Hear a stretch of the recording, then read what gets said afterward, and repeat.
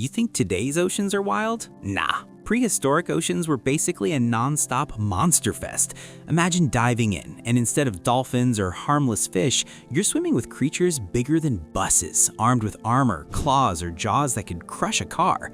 Yeah, these oceans weren't joking. They were a battlefield of giants, and every era had its own lineup of freaky predators. But why were prehistoric oceans basically filled with monsters? And why did so many creatures grow absurdly huge? That's what we're diving into today. The first giants. Slow and sluggish doesn't mean safe.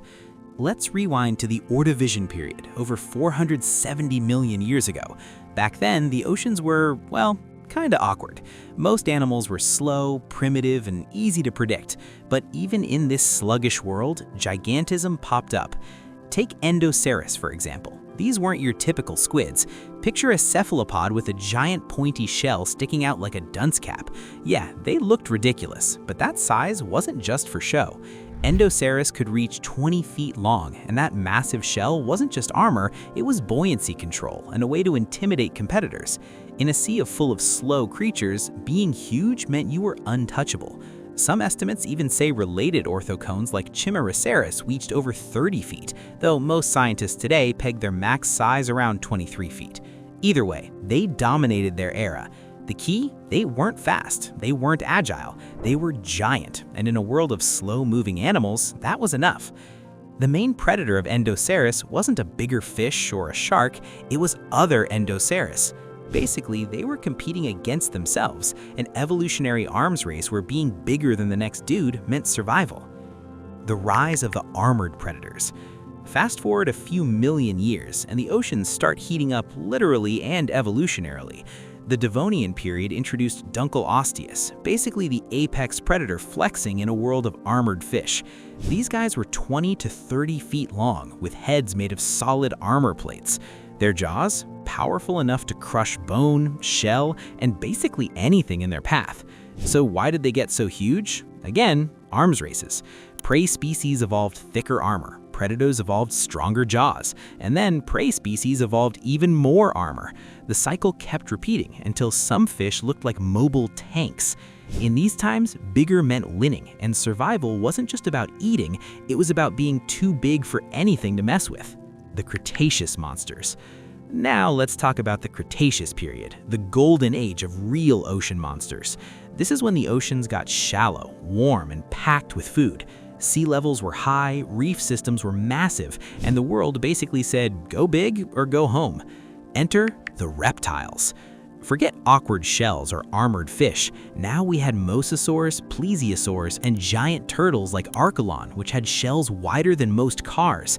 These creatures didn't just get big for fun, they got big because the ecosystem was filled with other giants. Survival wasn't about speed, it was about power, size, and intimidation. Even mosasaurs, sometimes 50 feet long, weren't just hunting smaller prey, they were competing against each other.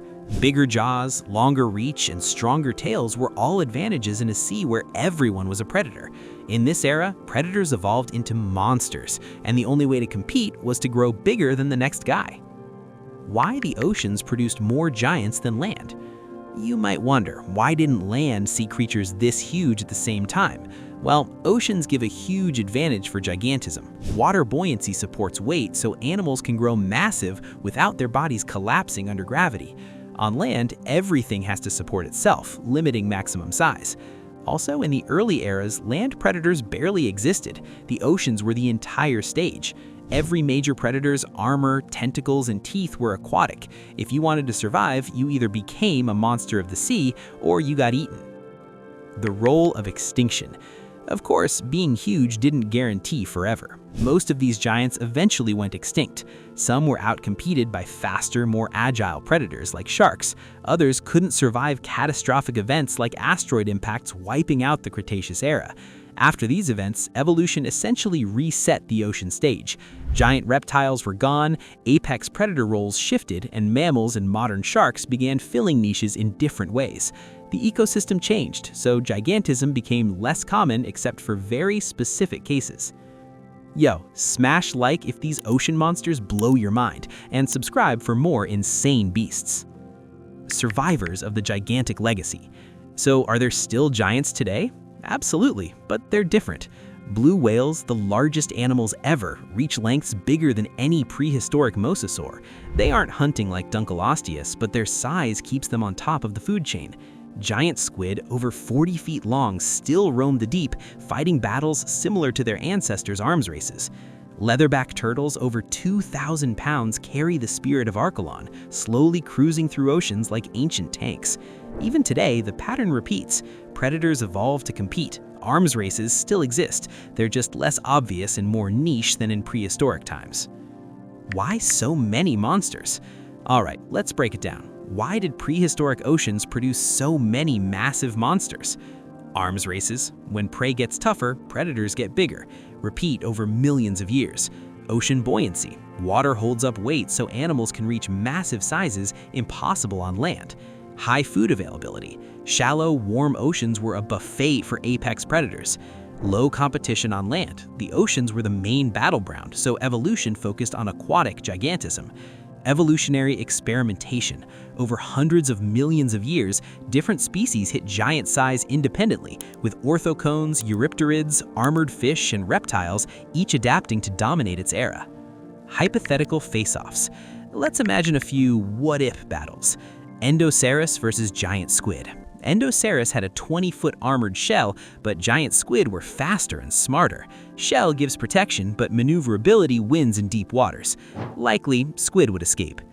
Dunkleosteus versus Archelon. Massive jaws versus massive turtle shell. Dunkleosteus could bite, but the turtle shell is a fortress. Likely stalemate unless predator surprises prey. Mosasaurs versus modern orca. Mosasaurs were apex predators, but orcas bring speed, strategy, and intelligence. Advantage goes to the orca in a modern ecosystem. These hypotheticals highlight one thing: size is powerful, but only in context. Evolution pushes giants when the environment allows and rewards it. Modern oceans, a different kind of gigantism.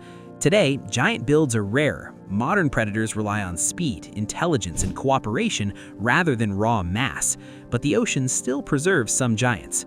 Blue whales are the ultimate apex predators by size and endurance. Giant squid are still locked in a size competition with sperm whales. Sharks, like the great white, evolved for speed and efficiency rather than absurd length. Humans have also reshaped ecosystems, making it even harder for new gigantic predators to evolve freely. But the pattern of gigantism continues, just in a more subtle way. The takeaway: prehistoric oceans weren't just scary, they were evolution's monster playground. Across hundreds of millions of years, creatures evolved insane sizes, from slow orthocones to armored fish to marine reptiles bigger than cars. Each era had its apex monsters, all competing for survival in a world where only the biggest or toughest thrived. Today's oceans aren't devoid of giants, they are just playing by different rules. But if we rewind the clock and dive back into the prehistoric seas, we'd see the ultimate freak show, a world where evolution was literally building monsters, one era at a time. And who knows, if another extinction-level event hits, maybe the ocean will give us giant dolphins or mega sharks next. Evolution never stops, and the ocean never plays fair. Yo, if you thought prehistoric oceans were totally gnarly, smash that like, slam that subscribe, and dive headfirst into our polar gigantism vid. Seriously, Arctic monsters make these OG ocean freaks look like tiny minnows, bro. And yo, never forget, the bigger they are, the more absolute beast mode they go, wrecking anything that dares to cross their path.